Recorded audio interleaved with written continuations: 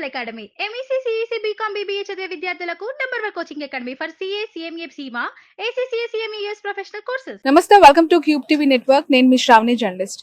ప్రస్తుతం నాతో పాటు ఉన్నారు ఆరా మస్తాన్.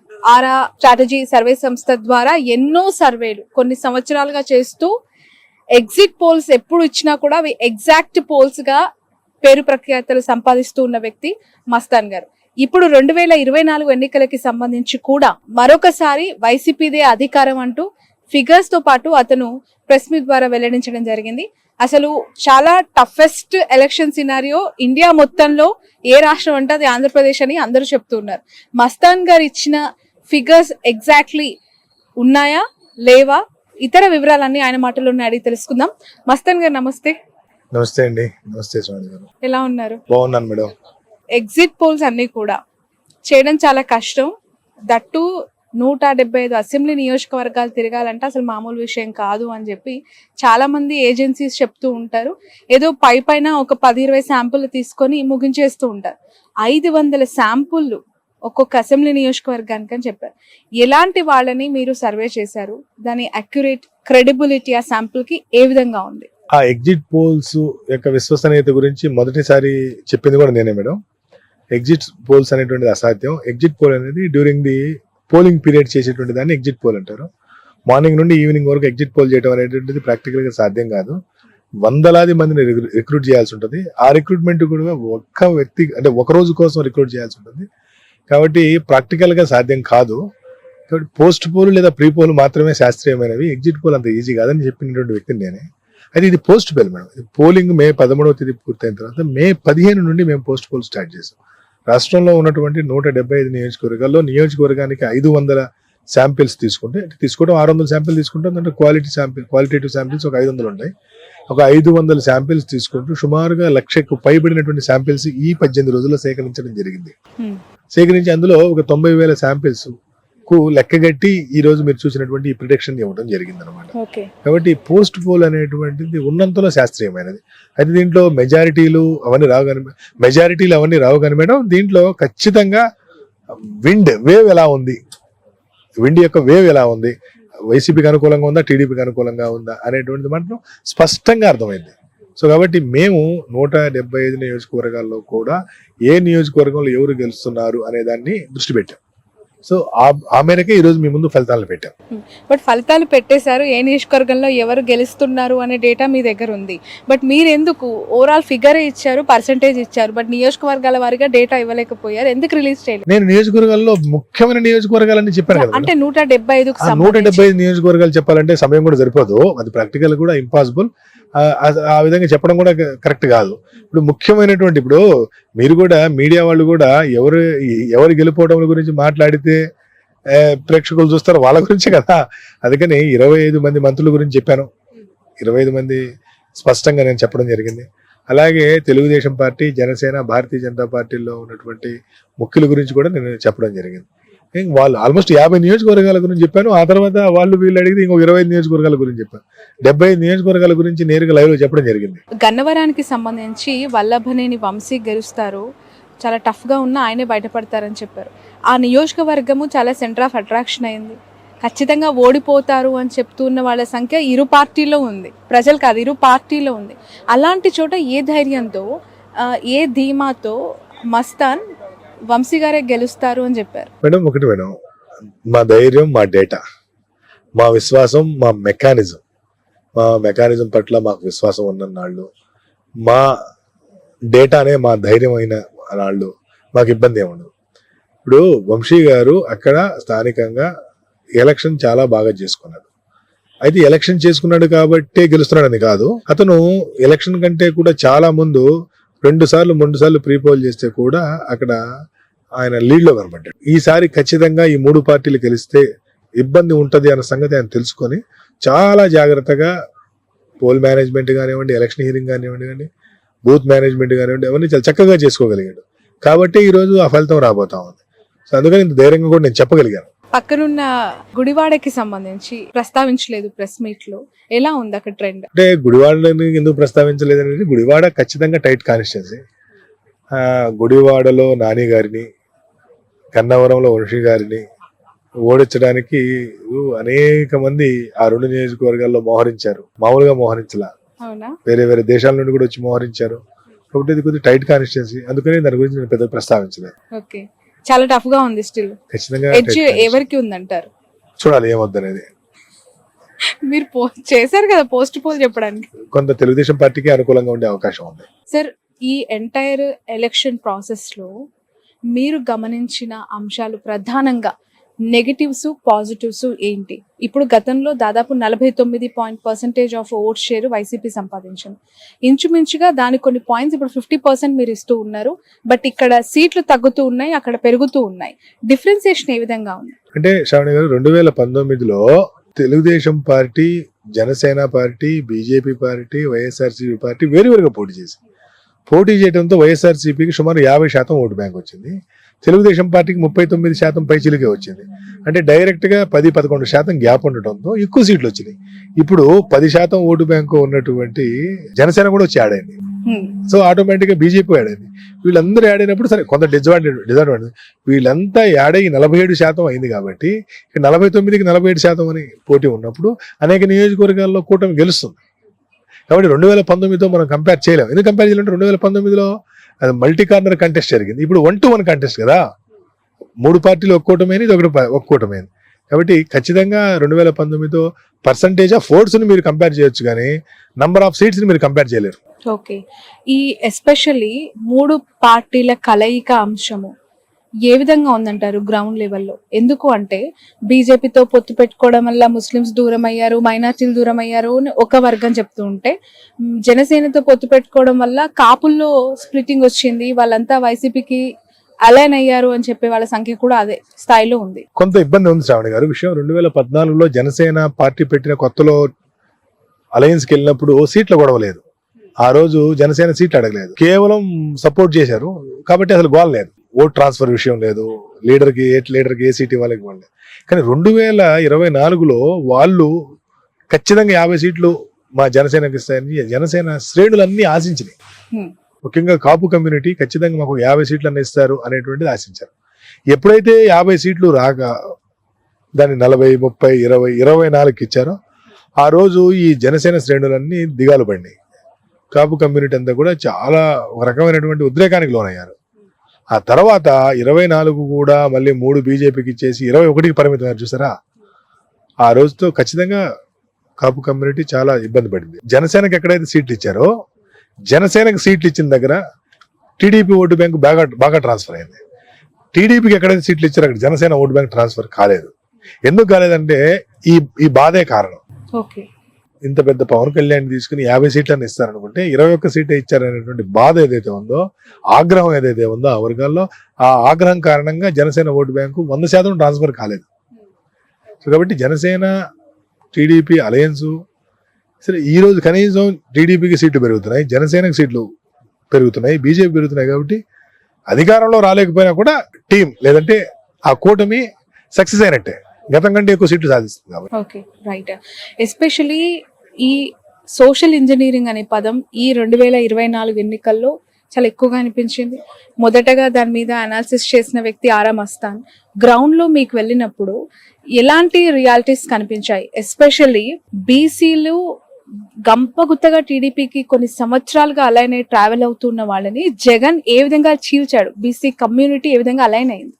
చౌడి గారు, జగన్మోహన్ రెడ్డి గారు ఈ రాష్ట్రంలో ఉన్న సామాజిక వర్గాల నాడి పట్టుకున్నారంటంలో సందేహం లేదు. చూడండి, మనందరూ తెలుసు ఫలానా కులం అంటే ఈ పార్టీకి అనుకూలం, ఫలానా కులం అంటే ఈ పార్టీ అనుకూలం, మనం అందరం అనుకుంటూనే ఉంటాం. జనరల్ అది కామన్. దీన్ని పొలిటికల్ ఎఫినిటీ అంటారు. అంటే పొలిటికల్ ఎఫినిటీ గ్రూప్స్, సపోజ్ కమ్మ, వైశ్య లేదా క్షత్రియ, ఈ వర్గాలు టీడీపీ ఎఫినిటీ. రెడ్డి, మాల, మాదిగ, ముస్లిము, ఇవన్నీ వైఎస్ఆర్సీపీ ఎఫినిటీ. ఈ పొలిటికల్ ఎఫినిటీ గ్రూప్స్ ఏవైతే ఉన్నాయో, ఈ పొలిటికల్ ఎఫినిటీ గ్రూప్స్ ని రీఆర్గనైజ్ చేయడంలో జగన్మోహన్ రెడ్డి గారు సక్సెస్ అయ్యారు.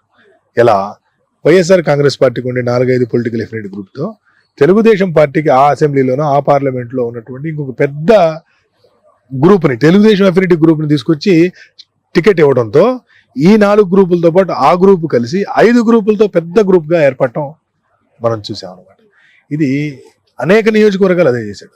సుమారుగా 103 స్థానాల్లో ఆయన చేసినటువంటి మార్పుల కారణంగా అనేక మంది కొత్త వాళ్లకు, బీసీలకు, చిన్న విషయం కాదు, అనేక సీట్లు ఈరోజు 175 అసెంబ్లీలో, 25 పార్లమెంట్లో, 200లో డైరెక్ట్గా 100 ఎస్సీ, ఎస్టీ, బీసీ మైనారిటీలకు ఇచ్చారు. ఇది ఒక కీలకమైనటువంటి విషయం.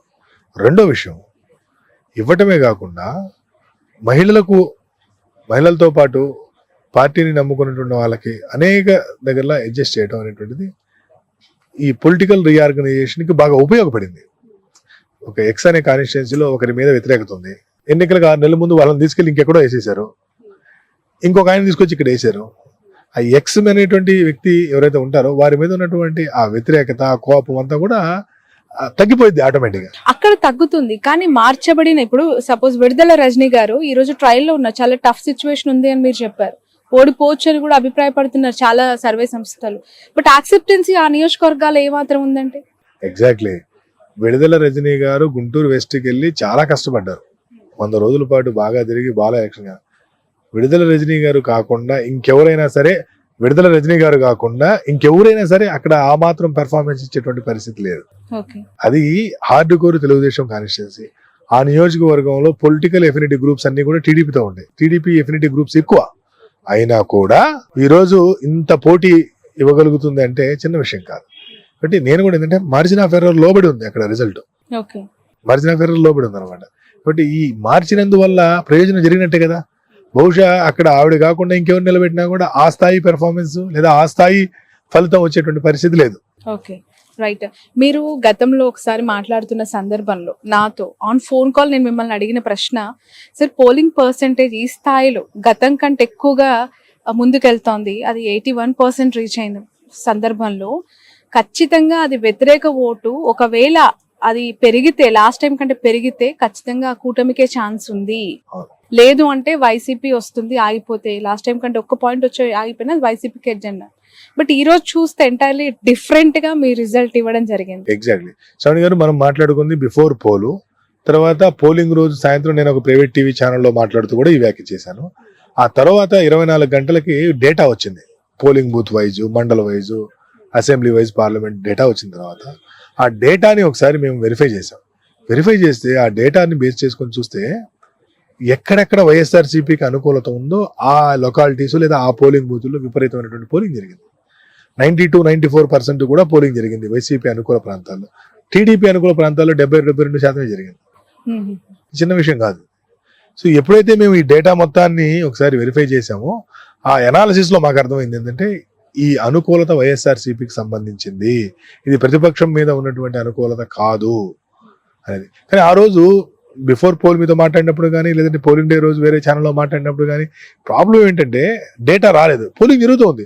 నేనేమో 5 గంటల నుండి మాట్లాడుతా ఉన్నాను టీవీలో, 5-5:30కు. ఆ రోజు రాత్రి 10:30-11 గంటల వరకు కూడా, 12 వరకు కూడా పోలింగ్ జరుగుతూనే ఉంది. సో ఆ పోలింగ్ కారణంగా ఈ పోలింగ్ ఏ వర్గాలు ఏంటి అనేటువంటిది మనకు 2 రోజులు ఆగితే తప్పితే అర్థం కాదు. మహిళలు ఎంతమంది వచ్చారు, ఏ కాలనీలో లేకపోతే ఏ పోలింగ్ బూత్ లో ఉన్న ఓట్లు ఎన్ని పోల్ అయినాయి అనేటువంటిది 2 రోజులు పట్టేటువంటి 2 రోజుల తర్వాత ఇవన్నీ చూసిన తర్వాత ఇది వైఎస్ఆర్సీపీ ప్రభుత్వానికి అనుకూల ఓటు పడింది అనేటువంటి క్లారిటీకి అయితే మేము రాగలిగాం. Okay, right. ఈ పెరిగిన ఓటు పర్సంటేజ్ లో మెజారిటీ ఆఫ్ ద ఓటు మీరు ఫీమేల్ ఫ్యాక్టర్ కి ఇస్తున్నారు, దాదాపు పురుషుల కంటే ఎక్కువగా మహిళలు వేశారు అని చెప్పి. జగన్ గారి నమ్మకం, నమ్మిన సిద్ధాంతం కూడా మహిళలు, నా అక్క చెల్లెలు, నా అవ్వ తాతలని మాత్రమే ఆయన మాట్లాడుతూ ఉంటారు. ఎందుకు మహిళలు ఎక్కువగా జగన్ గారికి, ఆ ప్రభుత్వానికి అట్రాక్ట్ అయ్యారు?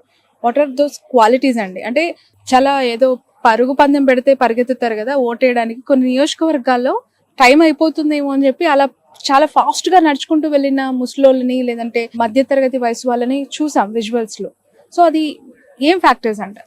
శ్రావణి గారు, మహిళలకి ఒకటి ప్రధానంగా అవసరమైంది ఆత్మగౌరవం, 2 ఆర్థికంగా చేయూతనిచ్చేటువంటి ఆత్మగౌరవం. ఎక్కడ పెరిగిందంటే వాళ్ళు గ్రామంలో లేదా వాళ్ళ వార్డులో ఏ పని కోసం కూడా ఎవరి దగ్గరికి వెళ్లాల్సిన పని లేదు. వాళ్ళకి ఏదైనా పని ఉందని వాలంటీర్కి ఫోన్ చేస్తే వాలంటీరే వచ్చి వాళ్ళకి కావాల్సిన సర్టిఫికెటో, వాళ్ళకి కావాల్సినటువంటి పెన్షనో, వాళ్ళకి కావాల్సినటువంటి ఇల్లు, స్థలమో అన్ని ఈ వాలంటీర్ రాసి పోవాల్సిన పరిస్థితి. అంటే వాళ్ళు ఒక పని కోరి ఎవరి దగ్గరికి వెళ్ళి చేతులు కట్టుకుని నిలబడాల్సినటువంటి అవసరం లేదు. It's number 1. నెంబర్ 2, ఆర్థిక స్వావలంబన. 2 నెలలకో 3 నెలలకో అకౌంట్లో 10,000 15,000 రూరల్ ఏరియాలో 10-15 వేలు అనేది చిన్న విషయం కాదు. 200 రూపాయల నుండి 300 రూపాయలు మాత్రమే ఒక మహిళ కూలి ఉంటుంది. 20 రోజుల నుండి 25 రోజులు మాత్రమే పని దొరుకుతుంది. 25 రోజులు పనికి వెళ్తే 7,500 రూపాయలు వస్తుంది. 20 రోజులు పని దొరికితే 6,000 రూపాయలు వస్తుంది. అటువంటి మహిళ అకౌంట్లో 2 నెలలకో 3 నెలలకో ఏదో ఒక పథకం పేరుతో 60,000, 80,000, లక్ష రూపాయలు దొరకడం అనేది చిన్న విషయం కాదు. సో కాబట్టి ఖచ్చితంగా ఇది మహిళల ఆర్థిక స్వావలంబన, ఆత్మగౌరవాన్ని, అందుకని మహిళలు ఎక్కువగా జగన్మోహన్ రెడ్డి గారిని ఆదరించారు. మన 55-56% మంది మహిళలు ఈరోజు ఓటింగ్ చేశారు. Okay, right. Urban and rural పూర్తిగా కన్సాలిడేట్ అయిపోయారంటారా? మొత్తం టీడీపీకి వాళ్ళేసారు, రూరల్ అంతా వైసీపీకి అనుకోవచ్చా? రూరల్ లో ఎక్కువగా వైఎస్ఆర్సీపీకి ఓటింగ్ జరిగింది. అర్బన్ లో పోలింగ్ పర్సంటేజ్ తక్కువ. ఆ తక్కువ కారణంగా సహజంగా అర్బన్ ఏరియాలన్నీ కూడా నేను ఇందాక చెప్పాను, శ్రీకాకుళం, విజయనగరం, విశాఖ, రాజమండ్రి, ఏలూరు ఇవన్నీ కూడా కొంత టీడీపీకి అనుకూలంగా ఉన్నాయనేటువంటి సంగతి చెప్పాను. సహజంగా అర్బన్ ఏరియాలో వాళ్ళకి అనుకూలంగా ఉన్నాయి. అంతకు మించి అక్కడ మీరు చూస్తే సాలిడ్ గా 74% పోలింగ్, రూరల్ ఏరియాలో 92% జరిగింది. కాబట్టి ఈ పెరిగినటువంటి ఈ రూరల్ ఓటింగ్, అందులో ముఖ్యంగా ఈ ఎస్సీ ఎస్టీ కాలనీలో పెరిగిన ఓటింగ్ అంతా కూడా వైఎస్ఆర్సీపీకి అనుకూలంగా పడిందని చెప్పడంలో ఎటువంటి సందేహం లేదు. Majority of the negative points లో రాజధాని అంశం ఒకటి అని చెప్పి మస్తాన్ గారు ఇందాక ముందు ప్రెస్ మీట్ లో చెప్పారు. తీసేయాలనుకున్న గుంటూరు, అమరావతిలో పెట్టాలనుకున్న వైజాగ్ లో acceptance. This is very sad truth. దీనిపైన మీ విశ్లేషణ ఏంటి? అంటే రాజధాని పోతుంది కాబట్టి తమ భూముల యొక్క విలువలు పడిపోతున్నాయి అనేటువంటి ఉద్దేశంతో గుంటూరు పార్లమెంట్ అంతా కూడా అధికార పార్టీకి వ్యతిరేకంగా ఓటేశారు. విశాఖపట్నంలో మేము ప్రశాంతంగా ఉంటున్నాం, ఇక్కడికి వచ్చి మీరంతా రాజధాని, రాజులు, రాజ్యాలు, ఇక్కడికి వచ్చి ఎమ్మెల్యేలు ఈ గోలంతా ఉంటే మేము ప్రశాంతత పోయిద్దని చెప్పి వాళ్ళు వ్యతిరేకంగా ఓటు వేశారు. అందుకనే విశాఖపట్నం పార్లమెంటు, గుంటూరు పార్లమెంట్లో 1-2కి మించి వైసీపీకి వచ్చే అవకాశం లేదు. ఇక ఇది జగన్మోహన్ రెడ్డి గారికి ఇది తెలుసు. ఈ ఖచ్చితంగా అక్కడ ప్రతిబంధకం ఉంటుందని తెలుసు, ఇక్కడ వ్యతిరేకత ఉంటుందని కూడా తెలుసు కూడా ఆయన ఆ ధైర్యం చేశారు. వై నాట్ 175 అని చెప్పి వైసీపీ, జగన్మోహన్ రెడ్డి పదే అన్న సందర్భం మనం చూస్తున్నాం. మీరేమో ఇక్కడ 90-100 చేంజ్, మీరు 94-104. అంటే ఒకటి లక్ష్యం పెట్టుకోవడం తప్పులేదు, కానీ లక్ష్యం పెట్టుకున్నట్టుగా ఎదురు 3 పార్టీలు కలిసినాయి కదా. ఇతని లక్ష్యం పెద్దగా ఉంది కాబట్టి అవతల 3 పార్టీలు కలిసినప్పుడు సో వాళ్ళకు కూడా కన్సాలిడేటెడ్ ఓటు బ్యాంక్ ఉంటుంది కదా. సో ఆ ఓటు బ్యాంక్ అనేటువంటిది అంత ఓటు బ్యాంక్ 46-47% ఉన్నప్పుడు 175 అనేది సాధ్యం కాదు. సో లక్ష్యం పెట్టుకోవడం దాన్ని ఎవరు తప్పు పట్టాల్సిన పని లేదు. రైట్. బీజేపీతో పదే పొత్తు పెట్టుకోవడం వల్ల నెగిటివ్ అయింది, లేదంటే డైరెక్ట్ గా అధికారంలోకి వచ్చే స్థాయి టీడీపీకి ఉంది అని మాట్లాడే వాళ్ళకి నిజమేనా? లేదు శ్రావణి గారు, ఇది బీజేపీని బదనాం చేయడానికి ఏదో వాడేటువంటి విషయమే గానీ, బీజేపీతో కలిస్తే పూర్తిగా నష్టపోతామని కనుక చంద్రబాబు గారికి తెలిస్తే బీజేపీతో ఎందుకు పొత్తు పెట్టుకుంటారు? కొన్ని అవసరాలు ఉన్నాయన్నారు కదా. ఎగ్జాక్ట్లీ అదే చెప్తున్నా. ఆ అవసరాలు బీజేపీతో ఏదైనా నష్టం జరిగితే అంతకంటే ప్రయోజనాలు ఎక్కువ ఉన్నాయి కాబట్టి పెట్టుకున్నారు. సింపుల్. Okay, right. జనసేన ఏ విధంగా పుంజుకుందంటారు? మీ అనాలిసిస్ ఏంటి? ఎందుకు అంటే జనసేన 14-15 మంది శాసనసభ్యులు అసెంబ్లీకి వెళ్ళబోతున్నారు కదా, వాళ్ళకి మేలే కదా ఇది. కాకపోతే 10 ఏళ్ల తర్వాత కూడా ఇంకా 10-15 సీట్ల గురించి ఆలోచించాల్సి రావడం కొంచెం బాధాకరం జనసేన విషయంలో. సో జనసేనకి ఇప్పటి వరకు ఒక సింబల్ కూడా అంటే సాలిడ్ గా లేకపోవడం అనేటువంటిది వాళ్ళకి మైనస్. వాళ్ళు చాలా ఆందోళన పడ్డారు గాజు గ్లాస్ విషయంలో. అంటే జనసేన ఇక నుండి అయినా వాళ్ళు సంస్థాగత నిర్మాణం చేసుకుంటారని అనుకుంటున్నాను నేను, ఎందుకంటే 15 అసెంబ్లీలు వస్తాయి కాబట్టి. ఇక్కడ ఒక క్వశ్చన్ నేను మిమ్మల్ని అడగాలి. జనసేన పార్టీ కాపు సామాజిక వర్గం ఫ్యాక్టర్ లో ఓన్లీ వాళ్ళే పవన్ కళ్యాణ్ కి అట్రాక్ట్ అవుతున్నారా, యూత్ అట్రాక్ట్ అవుతున్నారు, లేదు మిగతా సామాజిక వర్గాలను కూడా అట్రాక్ట్ చేసేలాగా పవన్ కళ్యాణ్ కి గ్రౌండ్ లో ఉందా? అంటే ఒకటండి, పవన్ కళ్యాణ్ ప్రధానమైనటువంటి ఓటు బ్యాంకు కాపు ఓటు బ్యాంకు, తర్వాత యూత్. సరే, ఆ యూత్ లో ఏ వయసు వాళ్ళు ఓటు హక్కు ఉన్నవాళ్ళ లేరా అంటే అది ఒక పెద్ద చర్చ. కానీ పవన్ కళ్యాణ్ గారిని ఎక్కువ మంది లైక్ చేస్తుంది మాత్రం రాజకీయంగా కాపు కమ్యూనిటీ. సినిమా పరంగా అందరు లైక్ చేస్తారు, irrespective of the caste, religion, అందరు అన్నిట్లో ఆయన అభిమానులు ఉంటారు. కానీ బట్ ఖచ్చితంగా ఈ ఎన్నికల తర్వాత ఆయన సంస్థాగత నిర్మాణం కొంత చేసుకుంటారని మాత్రం నేను ఆశిస్తున్నాను. చాలా సర్వే సంస్థలు కూటమికి అనుకూలంగా ఇచ్చాయి. ఆరా మస్తాన్ గారు వైసీపీ అధికారంలోకి వచ్చే అవకాశం ఉందని ఇచ్చాయి. అంటే చాలా ఏం కాదు, అనేక సంస్థలు వైసీపీ కూడా వచ్చాయి. బట్ నేను firmly definitely YCP will form the government అని నేను నా సర్వే ద్వారా అదే నిరూపితమైంది, అదే ఇస్తున్నాను. నమ్మొచ్చా వైసీపీ దీన్ని బ్లైండ్ గా నమ్మొచ్చు? ఖచ్చితంగా నమ్మొచ్చు. తప్పదు, ఎట్టి పరిస్థితుల్లో అవకాశం లేదు తప్పడానికి. తప్పితే ఎట్టి పరిస్థితులు తప్పిన తర్వాత అసలు మీరు వెళ్ళి ఇంటర్వ్యూ కూడా అడగరా? అడుగుతాను, ఎలా తప్పింది అని అడగొచ్చేమో, మీ లెక్కలు ఎలా తప్పాయని అడగొచ్చేమో. ఇప్పటికి తప్పదు. ఈసారి మళ్ళీ మీ సర్వే మరొకసారి నిజమైంది అని చెప్పి ఇంకొక ఇంటర్వ్యూలో తప్పనిసరి కలుద్దాం. అప్పుడు అనేక విషయాల పట్ల డిస్కస్ చేద్దాం. బిఫోర్ క్లోజింగ్ ఎందుకు బీఆర్ఎస్ మీద అంత కక్షపూరితమైన 0% కి పడేశారు? కక్ష కాదు అది, Actually, వాళ్ళకి వస్తున్నటువంటి ఓట్లు కూడా సున్నానే. అనేక నియోజకవర్గాల్లో వాళ్ళకి డిపాజిట్ రావట్లా, అనేక నియోజకవర్గాల్లో వాళ్ళు అనేక కాదు ఎక్కువ నియోజకవర్గాల్లో మూడొస్తాం. కాంగ్రెస్ బీజేపీ పరిస్థితి తెలంగాణలో ఏ విధంగా మీరు అనలైజ్ చేస్తారు? బీజేపీకి ఎక్కువ సీట్లు వచ్చే అవకాశం ఉంది కదా. ఓకే, అంటే అక్కడ కాంగ్రెస్ అధికారంలో ఉంది రాష్ట్రంలో. మీరు గతంలో కాంగ్రెస్ పార్టీ కాంగ్రెస్ పార్టీకి భారతదేశంలో ఎక్కువ సీట్లు వస్తున్నటువంటి రాష్ట్రాల్లో తెలంగాణ ఒకటి. ఎంపీ. కాబట్టి ఖచ్చితంగా తెలంగాణ నాయకత్వాన్ని అభినందించాల్సిందే. కర్ణాటకలో కూడా ఈ రోజు అంత గొప్ప పరిస్థితి లేదు. కాబట్టి ఖచ్చితంగా కాంగ్రెస్ పార్టీ పెర్ఫార్మెన్స్ చాలా గుడ్ పెర్ఫార్మెన్స్. మిమ్మల్ని ఒక క్వశ్చన్ తో క్లోజ్ చేస్తాను. జగన్ గారికి ఈ ఎంటైర్ సర్వే చేసిన తర్వాత ఒక సలహా ఇవ్వాలి అంటే ఏమి ఇస్తారు? కూటమికి బాబు గారికి ఒక సలహా ఇవ్వాలంటే ఒక సెఫాలజిస్ట్ గా ఆరా మస్తాన్ చూసిన రియాలిటీస్ ఉద్దేశించి ఏం చెప్పగలుగుతారు? జగన్మోహన్ రెడ్డి గారు పాటిస్తున్నటువంటి సోషల్ ఇంజనీరింగ్ పాటించమని చంద్రబాబు నాయుడు గారికి చెప్తాను. చంద్రబాబు నాయుడు గారు ఏదైతే డెవలప్మెంట్ మోడల్ చూపిస్తున్నారో దాన్ని ఫాలో కమ్మని జగన్మోహన్ రెడ్డి గారికి చెప్తాను. ఇక్కడ క్రాస్ అడ్వైజ్ ఇస్తున్నారు మీరు ఇద్దరు. ఓకే, వాళ్ళు ఇది చేస్తే ఈయన ఇది చేస్తే ఖచ్చితంగా సక్సెస్ అవుతారు. పోటాపోటీగా ఈ రాష్ట్ర ప్రయోజనాలు దెబ్బతినకుండా బాగుపడతాయి. ఓకే, కుప్పంలో ఓడగొడతామని వైసీపీ చెప్తోంది, మీరేమో గెలుస్తున్నారన్నారు. మంగళగిరిలో లోకేష్ కి, పిఠాపురంలో పవన్ కి, బాలయ్యకి రకరకాల వార్తలండి. మీరేమో క్లియర్ గా వాళ్ళందరూ గెలిచేస్తున్నారు. నిజంగా అంత క్లియర్ కట్ గా ఉందా మ్యాండేట్ అక్కడ? క్లియర్ గా గెలుస్తున్నారు. బాబు గారి గురించి అక్కడ పర్సంటేజ్ ఏం లేదు. బాబు గారు కంఫర్టబుల్ 40,000+ మెజార్టీతో వారు గెలవబోతున్నారు. అక్కడ పవన్ కళ్యాణ్ గారు వారు కూడా 40,000కు పైబడిన మెజార్టీ, లోకేష్ గారు 20,000కు పైబడిన మెజార్టీతో గెలవబోతున్నారు. బాలయ్య గారు 20,000 ఉంటుంది, 18-20,000 ఉంటుంది. అంటే బాలయ్య గారి విషయంలో ఎస్పెషల్లీ బీసీ కమ్యూనిటీకి టికెట్ ఇవ్వటము, ఫీమేల్ ఫ్యాక్టర్ ఇవన్నీ ఉన్నాయి కదా. అంటే ఎంత ఉన్నా కూడా అక్కడ మొదటి నుండి తెలుగుదేశం పార్టీకి స్ట్రాంగ్ హోల్డ్ ఉంది. అక్కడ ఉన్నటువంటి అందరూ కూడా ఎన్టీ రామారావు గారిని విపరీతంగా అభిమానిస్తారు, ఆరాధిస్తారు. సో కాబట్టి వాళ్ళు ఖచ్చితంగా అక్కడ తెలుగుదేశం పార్టీకి పెంచుకోండి. ఇప్పటి వరకు 83 నుండి ఓడిపోయినటువంటి సీటు హిందూపూర్. అవును, రైట్. ఇక్కడ వంగ గీత గారు చాలా టఫ్ ఫైట్ ఇచ్చారు, డిప్యూటీ సీఎం చేస్తానన్నారు. అవి ఏమీ కన్సిడరబుల్ కాలేదా గ్రౌండ్ లో? ఒకటి కమ్యూనిటీ సుమారు 1,00,000 ఓట్లు ఉన్నటువంటి కాపు కమ్యూనిటీ ఈసారి పవన్ కళ్యాణ్ గారు ఓడిపోతే కమ్యూనిటీ పరువు పోతుంది అనేటువంటి ఒక ధోరణిలోకి వెళ్ళిపోయారు. కాబట్టి ఈ రోజు చాలా తేలికగా ఆయన గెలవబోతున్నారు. Okay, right. Thank you so much Aaraa Mastan గారు, మీ వాల్యుబుల్ టైం ని మాకు అందించినందుకు. ఫైనల్లీ ఈ సర్వే గురించి ఏదైనా మెసేజ్ ఇవ్వాలనుకుంటున్నారా మీ సంస్థ తరపున? ఖచ్చితంగా జూన్ 4వ తేదీ మా ఫలితాలే నిజంగా అవుతా ఉన్నాయి. జూన్ 5వ తేదీ తిరిగి మీ అందరి ముందుకు ఈ విషయంతో మళ్ళీ వస్తాను. ధన్యవాదాలు. Thank you so much. ఇది ఆరా మస్తాన్ గారితో స్పెషల్ ఇంటర్వ్యూ. ఖచ్చితంగా రిజల్ట్ మాత్రం తప్పే అవకాశం లేదు. తప్పితే ఇంకా ఫ్యూచర్ ఉండదు సెఫాలజిస్ట్ గా అని చెప్పి తను అభిప్రాయపడుతున్నారు. ఎందుకంటే ఆరా మస్తాన్ చాలా అక్యురేట్ గా లాస్ట్ టైం లో కూడా అనేక రిపోర్ట్స్ జెన్యూన్ గా ఉన్నాయి, ఎగ్జాక్ట్లీ జరిగాయి. కాబట్టి ఇప్పుడు కూడా జరుగుతుంది, జరగబోతుంది అని నమ్మాలి అంటున్నారు. That's all for now.